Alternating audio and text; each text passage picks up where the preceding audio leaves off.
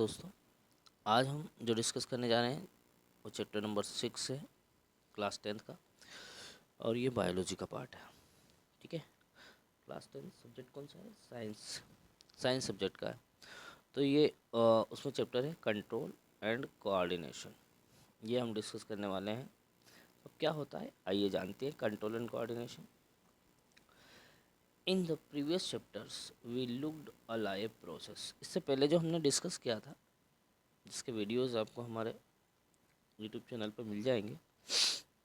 अब हमारा जो नेक्स्ट चैप्टर है उसमें हम डिस्कस कर रहे हैं कंट्रोल एंड कोऑर्डिनेशन। तो हमने लाइव प्रोसेस को जब डिस्कस किया था, involve in the maintenance function in living organism, जिसमें हमने ये देखा कि लिविंग ऑर्गेनिज्म में किस तरीके से मेंटेनेंस फंक्शन होता है, कैसे वो मेंटेन करते हैं। There we had started with a notation we all have that if we see something moving, हम देखते हैं कि कुछ मूव कर रहा है तो हमने ये बोला है कि भैया उसके अंदर लाइफ है। Some of these movement are in fact the result of growth. कुछ मूवमेंट तो ग्रोथ से रिलेटेड है, जैसे कि हमने प्लांट में देखा a seed germinate and grow. Seed germinate होता है और ग्रो करता है। And we can see that the seedling moves over the course of a few days. मतलब जो जर्मिनेट हो रहा है वो कुछ दिनों के बाद वापस ग्रो करने लग जाता है। It push soil aside and come out. वो मिट्टी को बाहर करके और ऊपर आ जाता है, एयर पार्ट में आ जाता है।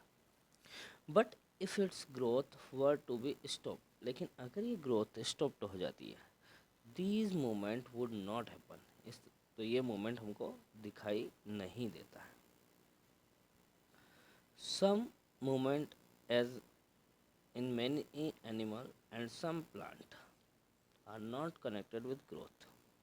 कुछ मूवमेंट जो होते हैं एनिमल या प्लांट के, कुछ मूवमेंट है वो ग्रोथ से कनेक्टेड नहीं होते हैं। जैसे अ कैट रनिंग, बिल्ली दौड़ रही है। चिल्ड्रन प्लेइंग ऑन स्विंग, बच्चे झूले झूल रहे हैं। बफेलो चेविंग कट, बफेलो कुछ चबा रही है। These are not movement cause by growth. तो ये ग्रोथ के कारण मूवमेंट नहीं होते हैं। Why do we associate such visible movement with life. ये कुछ ऐसे विजिबल लाइट मूवमेंट हमें क्यों दिखाई दे रहे हैं, क्यों हो रहे हैं? A possible answer is that we think a movement as response to change in the environment of the organism. तो ये जो मूवमेंट हमको दिखाई दे रहे हैं कि कोई ऑर्गेनिज्म इन्वायरमेंट के चेंजेस के कारण अपने आप को सर्वाइव करने के लिए मूवमेंट करता है। The cat moving running because it has seen in mouse. वो जो बिल्ली दौड़ रही है उसने शायद हो सकता है कि माउस को देखा हो। Not only that, we also think of movement as an attempt by living organism to use change in their environment to their advantages. Environment के बदलने से उसमें ये चेंजेस देखने को मिलते हैं। Plant grow out into the sunshine, plant sunshine की ओर ग्रोथ करता है। Children try to get a pleasure and fun out of swinging. जो चिल्ड्रन है वो अपनी मस्ती है ना, आनंद, इंजॉयमेंट, इंटरटेन के लिए स्विंगिंग कर रहा है। Buffalo chew cud to help break up to tough food so as to be able to digest is better. Buffalo इसलिए चबा रही है ताकि वो जो फूड है वो टफ है, ताकि उसे इजीली डाइजेस्ट किया जा सके, है ना। When bright light is focus on our eye or when we touch a hard object we detect the change and respond to it। अगर हमने कोई हार्ड ऑब्जेक्ट को टच किया है या अगर कोई लाइट हमारी आंखों पर आ रही है तो हम उसके अकॉर्डिंग मूवमेंट करते हैं with movement in order to protection. If we think a bit more about this would become apparent that all this movement in response to the environment is carefully controlled।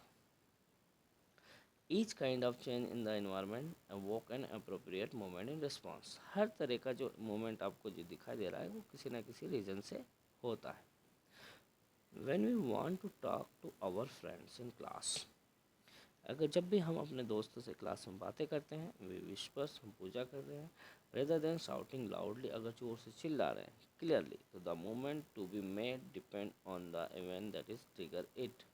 तो ये moment किसी न किसी event के कारण होता है। तो therefore such control movement must be connected to the recognition of various event in the environment.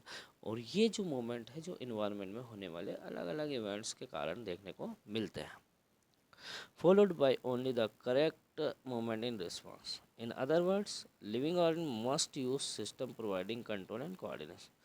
तो दूसरे शब्दों में हम कह सकते हैं कि जो भी लिविंग ऑर्गेनिज्म है वो अपने आप को कंट्रोल और उसको कोऑर्डिनेट करना चाहता है। In keeping with the general principle of body organisation, multi cellular organism specialised tissue are used to provide this control and coordination. जो मल्टी सेलुलर ऑर्गेनिज्म होते हैं ना, उनमें स्पेशल टिश्यू पाए जाते हैं जो अपने आप को क्या कर लेते हैं, कंट्रोल कर लेते हैं और कोऑर्डिनेट कर लेते हैं, है ना। तो ये था हमारा आज का इंट्रोडक्शन हमारे न्यू चैप्टर का। ठीक है, कल हम शुरू करेंगे वन बाय वन तरीके से। सबसे पहले हम एनिमल पढ़ेंगे और एनिमल के अंदर हम नर्वस सिस्टम पढ़ेंगे। तो आज के लिए इतना ही। Thank you very much.